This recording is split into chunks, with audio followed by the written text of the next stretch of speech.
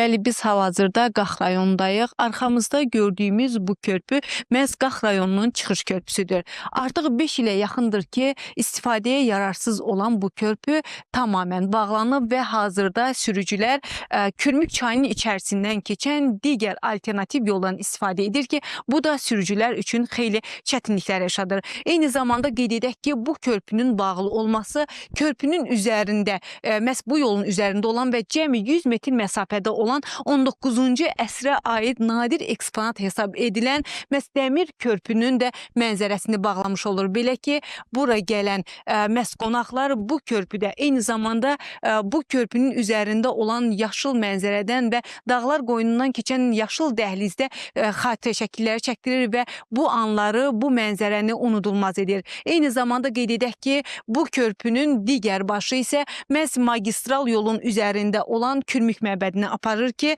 bu yolda eyni zamanda dağlar arasından keçir və qeyd edək ki, Kürmük çayı boyunca davam edən 3 kilometrlik bu məsafə bu körpünün açılması ilə məhz turizm marşrutuna çevrilə bilər. Eyni zamanda bura gələn qonaqlar məhz Qax rayonunun tarixini, mədəniyyətini daha yaxından tanış ola bilər və məhz turizm sahəsinə öz tövhəsini verə bilər.